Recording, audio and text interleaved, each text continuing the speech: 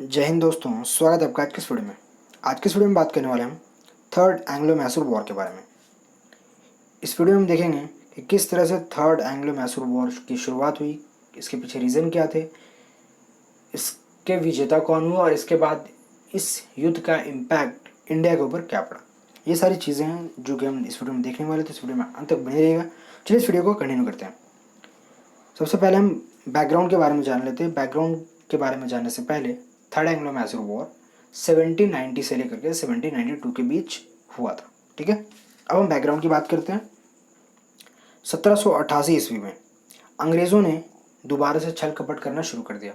उनकी पैदाइशी आदत थी छल कपट करने की, धोखा देने की, षड्यंत्र रचने की।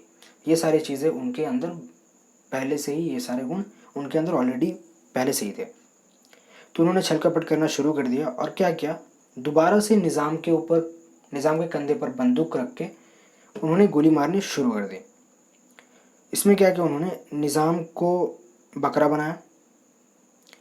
निज़ाम को ये कहा गया कि तुम एक काम करो, टीपू के खिलाफ युद्ध करो। ये बातें एक पत्र में लिखी हुई थी और ये निज़ाम के पास अंग्रेज़ों ने पहुंचा दी कि देखो निज़ाम, तुम्हें टीपू सुल्तान के ऊपर आक्रमण करना है। इस तरह के पत्र भेजे गए निज़ाम को। जब इस चीज़ का पता टीपू सुल्तान को पता चला तो वो थोड़ा सा गुस्सा हुआ। उसके बाद उसने क्या किया, 1789 ईस्वी में टीपू ने त्रावणकोर पर आक्रमण कर दिया। तो जिसे बेस बना करके ब्रिटिशर्स ने इसे मैंगलोर ट्रीटी का अपमान समझा या फिर उसका उल्लंघन समझा। उसके बाद अंग्रेज़ों ने इस संधि को आधार बनाया और उसके बाद फिर क्या किया, मराठा और निज़ाम दोनों के साथ ट्रीटी कर ली। उन दोनों के साथ ट्रीटी करने की वजह से ब्रिटिशर्स और भी ज़्यादा शक्तिशाली हो गए। अब चूंकि यहाँ पर टीपू सुल्तान अकेला था और इसके पास इतने सारे युद्ध लड़ने के बाद कुछ खास रिसोर्सेज बचे नहीं थे, जिसके वजह से अंग्रेज़ चाहते थे कि जो हिस्सा इनके पास बचा है, एक तो वो नॉर्थन सरकार ऑलरेडी हड़प चुके थे, तो अब उनके पास ऑप्शन था, मद्रास ऑलरेडी उनके पास था, तो बगल का ही मैसूर भी क्यों ना कब्जा कर लिया जाए, जिसके अंतर्गत माहे भी आ जाएगा। तो मराठा और निज़ाम को अंग्रेज़ों ने अपने साथ ले लिया था। तो basically third Anglo Mysore war basically 3 phases में चला।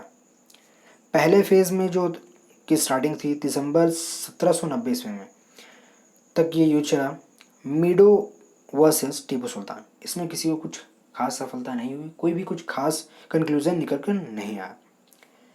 दूसरा जो फेज़ शुरू हुआ वो मार्च 1791 ईस्वी में हुआ, जिसे खुद नेतृत्व किया कॉर्नवालिस ने, जिसे कॉर्नवालिस वर्सेस टीपू सुल्तान का माना जाता है।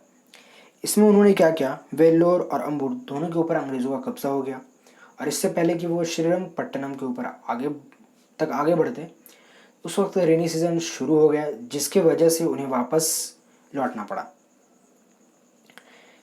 तीसरा फेज़ जो है वो है वर्षा की वजह से श्रीरंगपट्टनम पर आक्रमण ना कर सके अंग्रेज़ और वापस मंगलौर चले गए, जैसे कि मैंने अभी आपको बताया।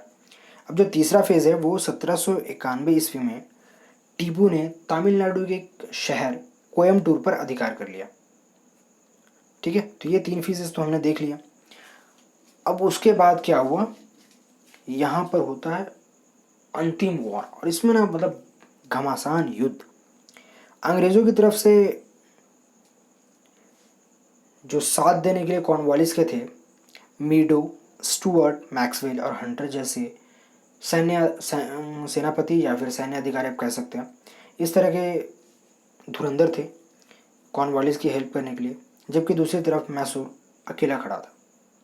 टीपू बहादुरी से लड़ा, लेकिन उसके बावजूद अंग्रेज़ों की जिस तरह से सामरिक स्थिति, यानी जिस तरह से उनके औजार थे, दूसरी तरफ जिस तरह से उनके पास सेनापति थे और जिस तरह से उनके पास निज़ाम और मराठाओं का सपोर्ट था, इन सारी चीज़ों की वजह से अंग्रेज़ों की सामरिक स्थिति काफ़ी अच्छी थी, जिसकी वजह से टीपू सुल्तान बहादुरी से लड़ने के बावजूद हार गया। उसके बाद श्रीरंगपट्टनम नामक एक पीस ट्रीटी साइन हुई, जो कि 1792 ईस्वी में थी। तो जाहिर सी बात है, मराठाओं और निज़ाम से जो अंग्रेज़ों ने संधि की थी, उसके अकॉर्डिंग बात ये हुई थी कि मैसूर के ऊपर आक्रमण करने के बाद जितना भी जो भी चीज़ लूटपाट में आए, चाहे पैसे आए, जेवर आए या फिर इलाका है, वो तीनों में इक्वली बांट लिया जाएगा। तो जिस तरह से थर्ड एंग्लो मैसूर वॉर में टीपू सुल्तान की हार हुई, उसके according Srirangapatnam peace treaty sign हुई 1792 में। उसके अकॉर्डिंग आधा राज 3 करोड़ रुपए और टीपू सुल्तान के 2 बेटों को एज अ बंधक यानी प्रिजनर्स के रूप में अंग्रेज़ों को सौंपना पड़ा, और अंग्रेज़ों ने आधा राज और 3 करोड़ तीनों में आपस में बांट लिए।